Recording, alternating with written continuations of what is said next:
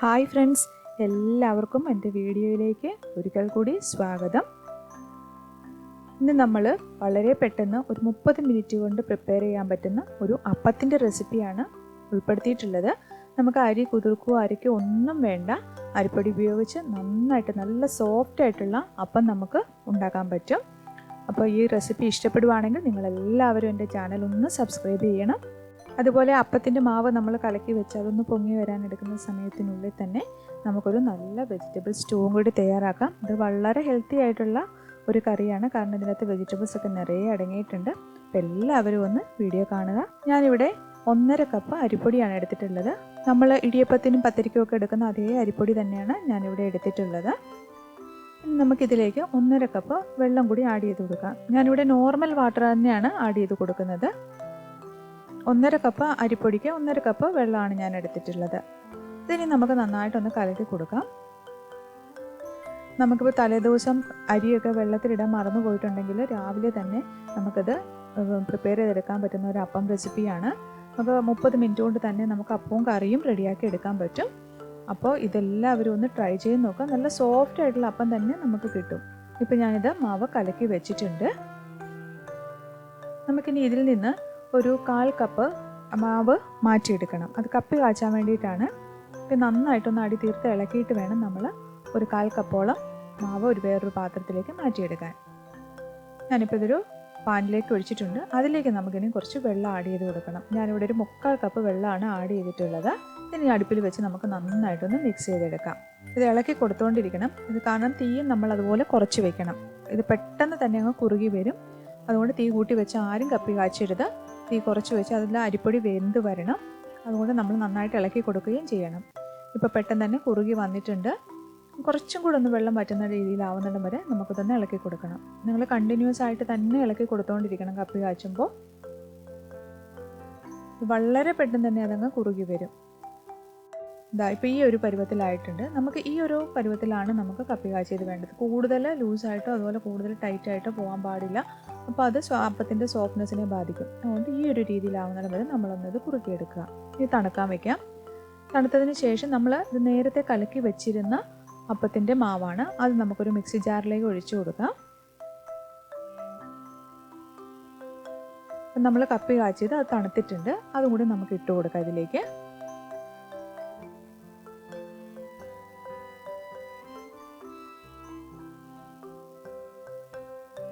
ഇനി ഞാനിവിടെ ചേർക്കുന്ന ഗ്രേറ്റഡ് കോക്കനട്ടാണ്. ഒരു 1/2 കപ്പ് തേങ്ങ ചിരവിയതുകൂടി നമുക്കിതിലേക്ക് ഇട്ട് കൊടുക്കാം.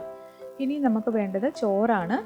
ഞാനൊരു 1/2 കപ്പ് ചോറ് ഞാനിതിലേക്ക് ഇട്ട് കൊടുക്കുന്നുണ്ട്. ഇനി ഈസ്റ്റ് ചേർക്കണം. ഇവിടെ ഇൻസ്റ്റൻറ്റ് ഈസ്റ്റാണ് നമുക്ക് ചേർക്കേണ്ടത്. കാരണം 30 മിനിറ്റിനുള്ളിൽ തന്നെ മാവ് നമുക്ക് റെഡി ആവണം. ഒരു ടീസ്പൂൺ ചേർത്ത് കൊടുക്കുക. ആവശ്യത്തിന് ഉപ്പിട്ട് കൊടുക്കുക. പിന്നെ വേണ്ടത് പഞ്ചസാര. 1 ടേബിൾ സ്പൂൺ പഞ്ചസാരയാണ് ഞാനിവിടെ ചേർത്ത് കൊടുത്തിട്ടുള്ളത്. ഇനി ഒരു 1/2 കപ്പോളം വെള്ളം നമുക്ക് ചേർത്തിട്ട് നമുക്ക് നന്നായിട്ട് അരച്ചെടുക്കണം. വെള്ളം നിങ്ങൾ അരച്ച് കഴിയുമ്പോൾ കൂടുതൽ വേണമെന്നുണ്ടെങ്കിൽ കുറച്ചും കൂടി ചേർത്ത് കൊടുക്കാവുന്നതാണ്. ഈ ഒരു രീതിയിൽ നന്നായിട്ട് അരച്ചെടുക്കുക. ഞാനിപ്പോൾ 1/2 കപ്പ് വെള്ളമാണ് ചേർത്തിട്ടുള്ളത്. നിങ്ങൾക്ക് കുറച്ചും കൂടി വേണമെങ്കിൽ ചേർത്ത് കൊടുക്കാവുന്നതേ ഉള്ളൂ. ഇതിപ്പം ഞാനൊരു ബൗളിലേക്ക് മാറ്റിയിട്ടുണ്ട് മാവ് അരച്ചത്. അത് നമുക്ക് നല്ല ടൈറ്റ് ആയിട്ടുള്ള ഒരു അടപ്പ് വെച്ചിട്ട് നമുക്കിത് അടച്ചു വെക്കണം. ഇതിനി പെട്ടെന്ന് തന്നെ പൊങ്ങി വരാൻ വേണ്ടിയിട്ട് നമുക്ക് ഒരു കാര്യം ചെയ്യേണ്ടതായിട്ടുണ്ട്. ഇതിന് 30 മിനിറ്റിനുള്ളിൽ തന്നെ പൊങ്ങി വരണം. അതിനായിട്ട് നമ്മൾ കുറച്ച് ചൂടുവെള്ളം എടുക്കണം. ഞാനിവിടെ ഒരുവിധം നല്ല ചൂടാക്കിയ വെള്ളമാണ്. തിളച്ച് വരണമെന്നില്ല, നല്ല ചൂടായിരിക്കണം. അതൊരു വലിയ പാത്രത്തിലേക്ക് ഞാൻ എടുത്ത് വെച്ചിട്ടുണ്ട്. നമ്മൾ നേരത്തെ തയ്യാറാക്കിയ മാവ് നമുക്ക് ഇതിലേക്കൊന്ന് ഇറക്കി വെക്കണം. നമ്മൾ പാത്രം ഇറക്കി വെക്കുമ്പോൾ അതിൻ്റെ ഒരു അരഭാഗത്തോളം ആ വെള്ളം ഉണ്ടാവും. അപ്പോൾ ഇങ്ങനെ ഇറക്കി വെച്ചതിന് ശേഷം ഇത് നന്നായിട്ടൊന്ന് അടച്ചു വെക്കുക. ആ ചൂടൊന്നും പുറത്ത് പോകാത്ത രീതിയിലുള്ള ഒരു അടപ്പ് ഉപയോഗിച്ച് നമുക്കിതൊന്ന് അടച്ചു വെക്കാം. ഇനി ഒരു 30 മിനിറ്റ് നമുക്ക് വെയിറ്റ് ചെയ്യാം. ആ സമയത്തിനുള്ളിൽ നമുക്ക് കറി പ്രിപ്പയർ ചെയ്യാം. കറിക്ക് വേണ്ടിയിട്ട് ഞാനൊരു പാനിലേക്ക് 1 ടീസ്പൂൺ എണ്ണ ഒഴിച്ചു കൊടുക്കുകയാണ്. എണ്ണയൊന്ന് ചൂടായി വരുമ്പോൾ നമുക്കതിലേക്ക് ഒരു 4-5 ഗ്രാമ്പൂ, അതുപോലെ കുരുമുളകിന് മുഴുവനോടെയുള്ള കുരുമുളകാണ്, ഒരു 10-12 ഇട്ട് കൊടുക്കാം. പിന്നെ കുറച്ച് ജീരകം, ഒരു 1/2 ടീസ്പൂൺ ജീരകം മതിയാവും. ഇതെല്ലാം കൂടി ഇട്ടിട്ട് നമുക്ക് നന്നായിട്ടൊന്ന് വഴറ്റിയെടുക്കണം. അതിനുശേഷം ഞാൻ ചേർക്കുന്നത് ഒരു ഉരുളക്കിഴങ്ങാണ്. ഉരുളക്കിഴങ്ങ് ഇതുപോലെ സ്ക്വയറായിട്ട് അരിഞ്ഞെടുത്തിട്ടുണ്ട്. ക്യാരറ്റും ഇതുപോലെ സ്ക്വയറായിട്ട് തന്നെ അരിഞ്ഞെടുത്തിട്ടുണ്ട്. പിന്നെ വേണ്ടത് കുറച്ച് ബീൻസ്, ഒരു 4-5 എണ്ണം മതിയാവും. അത് ഇതുപോലെ ഒന്ന് അരിഞ്ഞെടുക്കുക. ഇനി വേണ്ടത് കോളിഫ്ലവർ ആണ്. അത് ഇതുപോലെ ഫ്ലവേഴ്സ് ചെറുതായിട്ട് അരിഞ്ഞെടുക്കുക. പിന്നെ ഒരു പച്ചമുളക് നമുക്ക് ചേർത്താൽ മതി. കാരണം ഇതിൽ നമ്മൾ കൂടുതലായിട്ട് എരിവിന് ചേർക്കുന്നത് കുരുമുളകാണ്.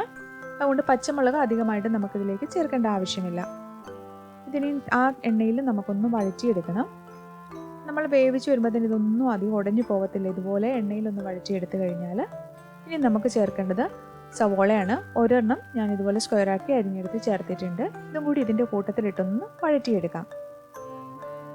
ഇതെല്ലാ വെജിറ്റബിൾസും വരുന്നത് കൊണ്ട് തന്നെ നല്ല ടേസ്റ്റിയുമാണ്, അതുപോലെ ഹെൽത്തിയുമാണ്. ഇനി നമുക്ക് ചെറുതായിട്ട് അരിഞ്ഞ ഇഞ്ചി ചേർത്ത് കൊടുക്കാം. 1 ടീസ്പൂൺ ഇഞ്ചിയാണ് ഞാൻ എടുത്തിട്ടുള്ളത്. ഇത് ഗ്രീൻ പീസ് ആണ്, നമ്മൾ ഫ്രോസൺ ആയിട്ടുള്ളതാണ് ഞാനിതിൽ എടുത്തിട്ടുള്ളത്. പിന്നെ കുറച്ച് കറിവേപ്പില കൂടി നമുക്ക് ഇട്ട് കൊടുക്കാം. ഇതെല്ലാം കൂടി നന്നായിട്ടൊന്ന് വഴറ്റിയെടുക്കാം. നമ്മളിത് വെന്ത് വരണമെന്നൊന്നുമില്ല, ഒരുവിധം ഒന്ന് വഴന്ന് വന്നാൽ മതി. ഇതൊന്ന് വഴന്ന് വന്നു കഴിഞ്ഞതിന് ശേഷം നമുക്കിതിലേക്ക് ഏകദേശം ഒരു 1.5 കപ്പ് വെള്ളം ആഡ് ചെയ്ത് കൊടുക്കാം. നമ്മുടെ വെജിറ്റബിൾസ് ഒക്കെ ഒന്ന് ഏകദേശം ഒന്ന് മൂടി നിൽക്കുന്ന രീതിയിലുള്ള വെള്ളം ഒഴിച്ചു കൊടുക്കുക. ഇനി നമുക്ക് കുറച്ച് ഉപ്പിട്ട് കൊടുക്കാം. ഇതെല്ലാം കൂടി നന്നായിട്ടൊന്ന് ഇളക്കി യോജിപ്പിക്കുക. അതിനുശേഷം നമുക്കിത് അടച്ചു വെച്ച് വേവിക്കണം. വെജിറ്റബിൾസ് എല്ലാം നന്നായിട്ട് വേകുന്നിടം വരെ നമുക്കിത് അടച്ചു വെക്കണം.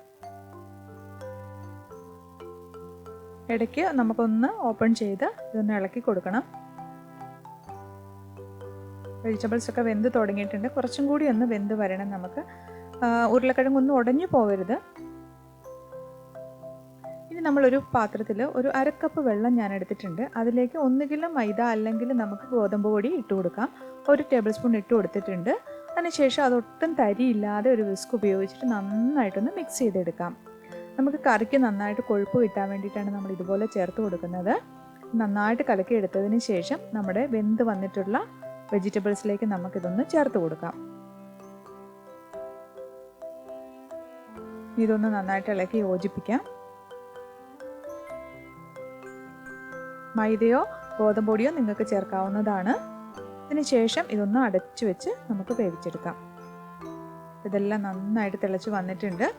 അതിനുശേഷം നമ്മൾ എരിവിനായിട്ട് ഇതിൻ്റെ അകത്തേക്ക് കുരുമുളകാണ് ഞാൻ ചേർക്കുന്നത്. അത് കുരുമുളക് പൊടിയല്ല, ഞാൻ ക്രഷ് ചെയ്തിട്ടാണ് ഞാൻ ചേർത്ത് കൊടുക്കുന്നത്. ഞാനിവിടെ 1 ടീസ്പൂൺ ചേർത്തിട്ടുണ്ട്. അതും കൂടി ചേർത്ത് നമുക്ക് ഇളക്കി കൊടുക്കാം.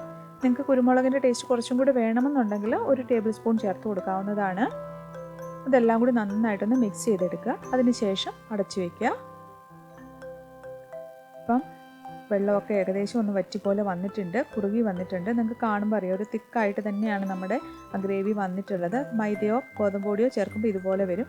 വെജിറ്റബിൾസ് ഒക്കെ നന്നായിട്ട് വെന്ത് വന്നിട്ടുണ്ട്. ഇനി നമുക്കിതിലേക്ക് ചേർക്കേണ്ടത് കോക്കനട്ട് മിൽക്കാണ്. ഞാനിവിടെ ഒരു 3/4 കപ്പ് തേങ്ങാപ്പാൽ എടുത്തിട്ടുണ്ട്. നല്ല തിക്കായിട്ടുള്ള പാലാണ് ഞാനിവിടെ ചേർത്ത് കൊടുക്കുന്നത്. ഇതെല്ലാം കൂടി ചേർത്ത് നമുക്ക് നന്നായിട്ടൊന്ന് ഇളക്കണം. അതിനുശേഷം തേങ്ങാപ്പാൽ ചേർത്തതിന് ശേഷം നന്നായിട്ട് ഒരു പ്രാവശ്യം ഒന്ന് തിളച്ച് വന്നാൽ മാത്രം മതി. കൂടുതൽ നേരം അടുപ്പിലിരുന്ന് വേവേണ്ട ആവശ്യമില്ല. കാരണം വെജിറ്റബിൾസ് എല്ലാം ഓൾറെഡി നമുക്ക് വെന്ത് വന്നിട്ടുള്ളതാണ്. അതുകൊണ്ടൊന്ന് തിളച്ച് വരുന്നിടം വരെ നമുക്കൊന്ന് വെയിറ്റ് ചെയ്യാം. ഇപ്പോൾ തേങ്ങാപ്പാലെല്ലാം ഒഴിച്ചത് നന്നായിട്ട് തിളച്ച് വന്നിട്ടുണ്ട്. ഇതൊന്ന് നന്നായിട്ട് ഇളക്കി യോജിപ്പിച്ച് കൊടുക്കുക. ഏകദേശം നമ്മുടെ കറി ഒന്ന് റെഡി ആയിട്ടുണ്ട്. ഇനി ഇതിന് മുകളിലേക്ക് നമുക്കൊരു കാര്യം കൂടി ചേർക്കേണ്ടതായിട്ടുണ്ട്. 1 ടേബിൾ സ്പൂൺ കോക്കനട്ട് ഓയിൽ.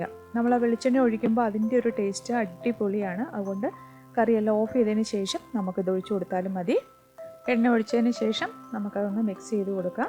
ഇപ്പം നല്ല തിക്കായിട്ടുള്ള ഒരു ഗ്രേവി ആയിട്ട് തന്നെ നമുക്ക് കിട്ടിയിട്ടുണ്ട്. അതാ കാണുമ്പോൾ തന്നെ അറിയാം അടിപൊളി കറിയാണ്. ഇപ്പോൾ ഏകദേശം 30 മിനിറ്റ് കഴിഞ്ഞിട്ടുണ്ട്. നമുക്ക് നമ്മുടെ മാവ് ഒന്ന് തുറന്ന് നോക്കാം. ഇതാ മാവൊക്കെ പുളിച്ച് പൊങ്ങിയിട്ടുണ്ട്. 30 മിനിറ്റ് ആയപ്പോൾ തന്നെ നമ്മുടെ മാവ് നന്നായിട്ട് പുളിച്ച് വന്നിട്ടുണ്ട്. സോഫ്റ്റ് ആയിട്ടുള്ള മാവായിട്ട് തന്നെ നമുക്ക് കിട്ടിയിട്ടുണ്ട്. ഇതിന് നമുക്ക് അടി തീർത്ത് നന്നായിട്ടൊന്ന് ഇളക്കി മിക്സ് ചെയ്ത് കൊടുക്കാം. ഇനിയിപ്പോൾ നമുക്കത് ചുട്ടെടുത്താൽ മാത്രം മതി. ഞാനിവിടെ ഒരു അപ്പച്ചട്ടിയിലേക്ക് ഒഴിച്ചു കൊടുക്കുകയാണ്. ഒരു 1.5 തവി ഒഴിച്ചു കൊടുത്തിട്ടുണ്ട്. ഇതൊന്ന് ചുറ്റിച്ചെടുക്കാം.